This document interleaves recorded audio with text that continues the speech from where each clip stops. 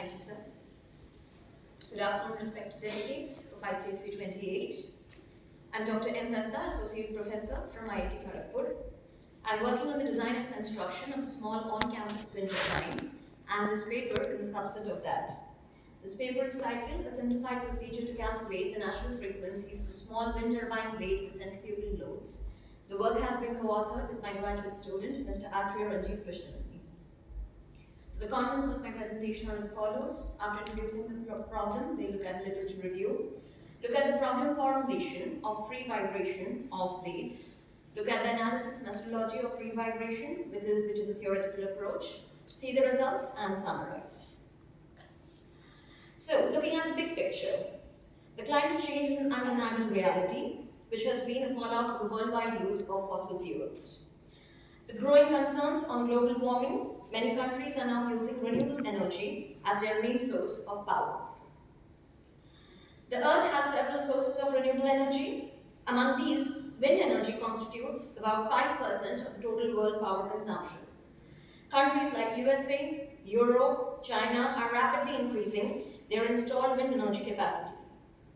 So the horizontal axis wind turbines that we see here, they are the most commercially viable and they are being installed both onshore and offshore.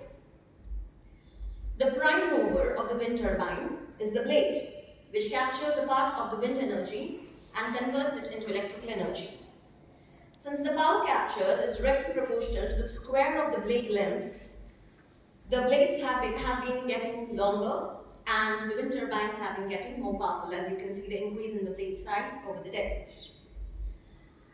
This picture gives an idea of the blade size. You can see a human being standing inside half of the blade, which is under construction.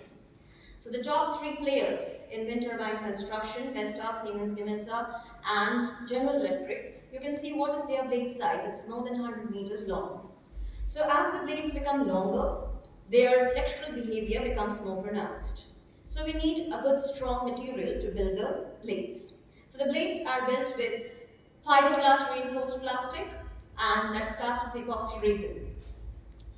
But in spite of this large strength to weight ratio, statistically we see that 1 out of 200 blades are failing because of critical wind loads, rotor unbalanced loads, overspeeding, insufficient strength, and fatigue.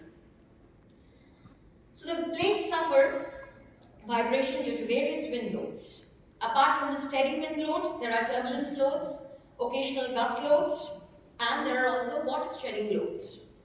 These kind of wind loads cause the blade to vibrate in various modes. We see the transverse flapwise mode, the transverse edgewise mode, and we have the torsional mode.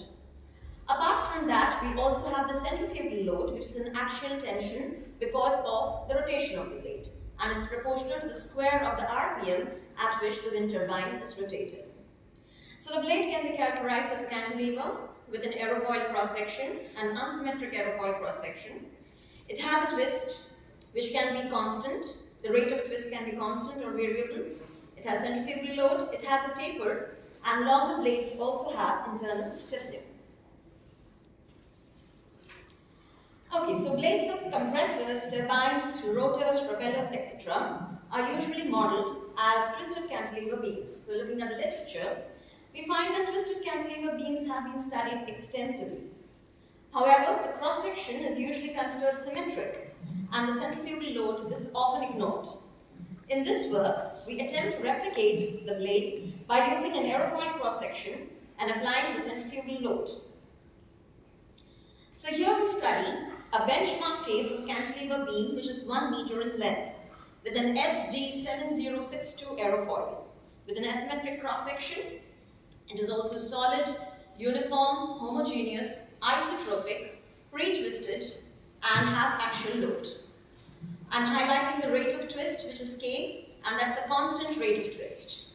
I've also highlighted the product moment of inertia of the cross-section, showing that it is an asymmetric cross-section. We'll see why these two things are important. So this is the governing differential equation for free vibration of the blade. Here we find that in red color you have U, which is the edgewise displacement, and in green you have W, which is the flapwise displacement. So in the first equation we find that the edgewise inertia is balanced with the it's balanced by the flexural rigidity both in edgewise and flapwise. And in the second equation we find that the flapwise inertia is balanced by the flexural rigidity both from flapwise and edgewise flexural rigidity. So this coupling is primarily due to the twist as well as due to the asymmetry in the cross section. There is also the axial tension. If you look at, do I have a pointer? So there is this T, capital T in bold. That is the mean axial tension, and that is because of the rotational velocity, that's omega, and the tension is proportional to the square of the omega. So the displacement, the u and the w, they can be expressed as spatial shape functions multiplied by a sinusoidally varying time function with an unknown frequency omega. Now non-dimensionalizing and putting in a few substitutions, we get a single equation which is satisfied by both capital U and capital W. This is an 8th order equation, linear, homogeneous, constant coefficient, ordinary differential equation, which can be solved by the method of characteristic equation. So we are not finding out omega first, we are trying to find out capital U and capital W. The reason is that if you look carefully at the substitutions, the A and the B2 have the omega terms already inside them. So if you are able to find out U and W by solving this 8th order equation, you should be able to get the omega. So this is an 8th order equation, but all the powers in the derivatives are even. So all the powers are even, that's what we see, and therefore we get even order derivatives, that's what we get 8 roots, but there are actually 4 pairs of repeated roots that we get. So this is a general solution of the shape function with arbitrary constants that are present, and these constants can be known from the boundary conditions. Now what are the boundary conditions? At the fixed end, it's a cantilever beam, so at the fixed end both U and W will have 0 displacement and 0 slopes. And at the free end, which is y equal to L, we'll have the shear force and the bending moment 0. These are the expressions for shear force and bending moments. Let's not go to the mathematics of it. Now, this is our 1 meter long twisted cantilever beam. This is the coordinate system x, z. Along x we have the u displacement, along z we have the w, and y is the lengthwise direction. So now the displacement vector at the two ends, they are denoted by 1 and 2. So this is the displacement vector, so which contains the slopes and the displacement and the slopes at the two ends. And this is the load vector, which contains the shear forces and the bending moments at both the ends.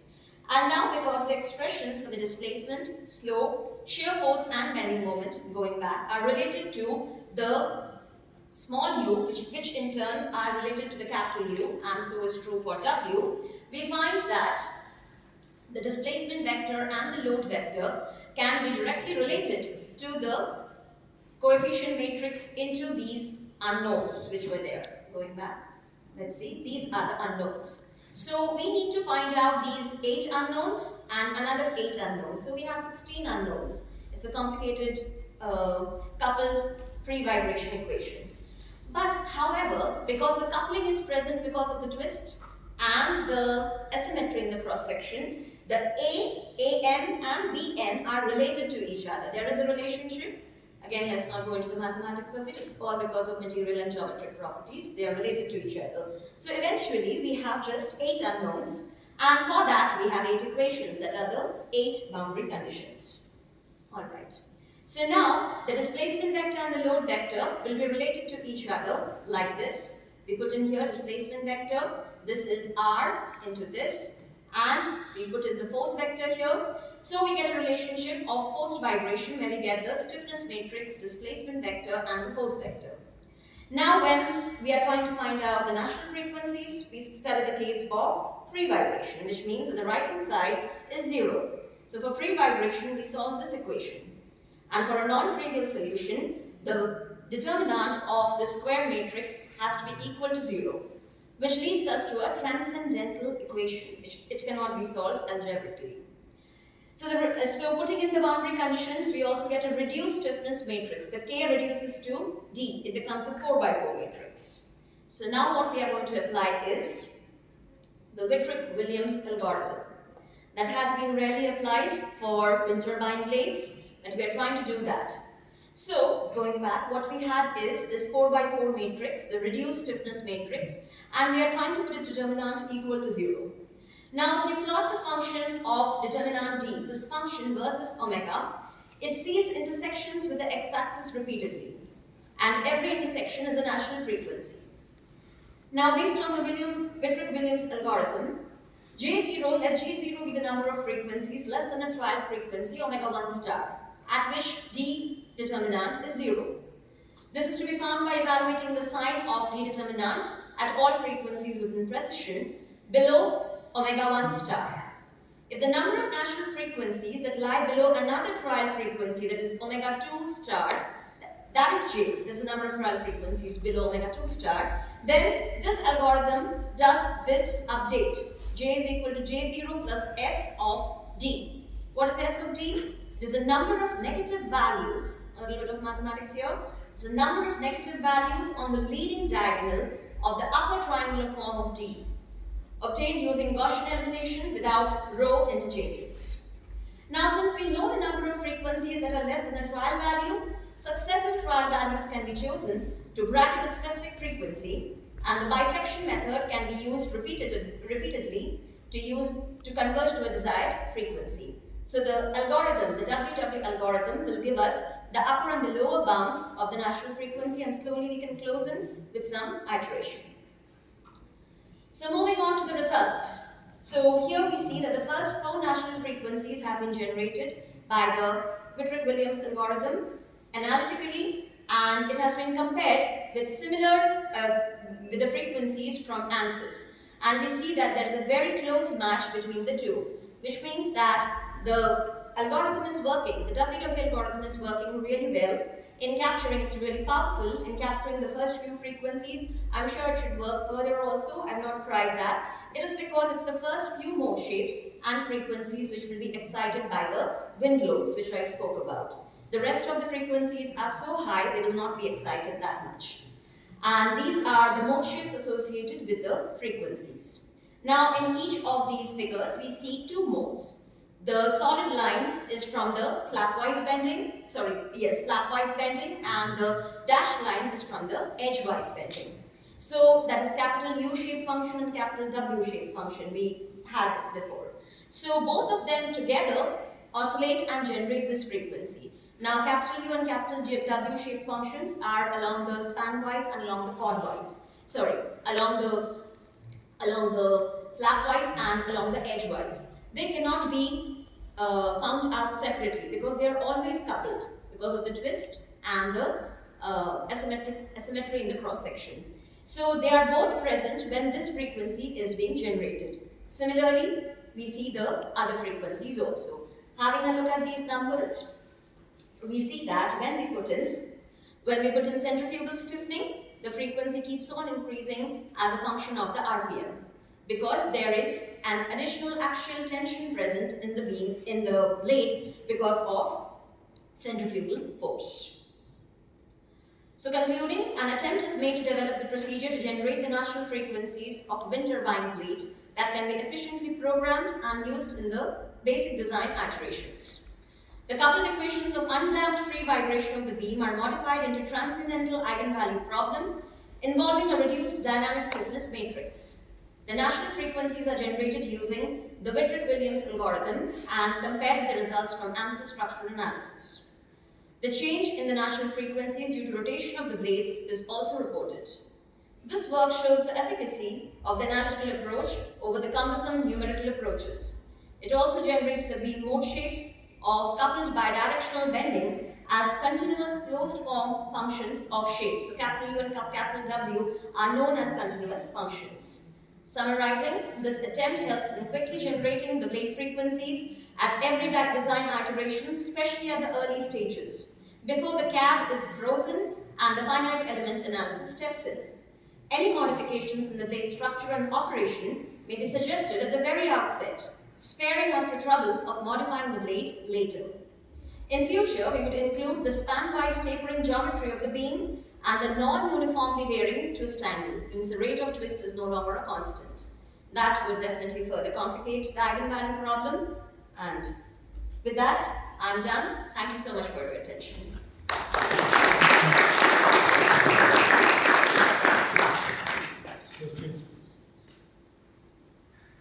First of all, compliments for the presentation.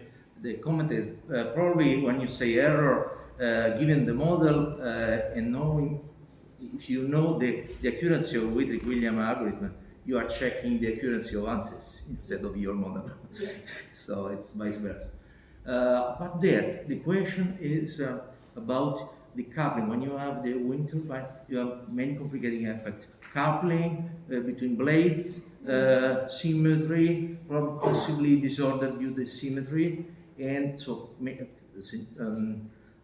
gyroscopic effect and so on. So can you comment on that? Yes, gyroscopic effects we have not yet taken into account. We have started it as simple as possible, though we have developed since looking at the literature review, people usually use symmetric cross sections for a twisted beam. We went for the airfoil cross section, which gave us an asymmetry, and that asymmetry led to further coupling, thereby complicating the eigenvalue problem. And we also used the actual tension due to the rotation. So that can be the next step, next further complication that we can put in. Thank you so much.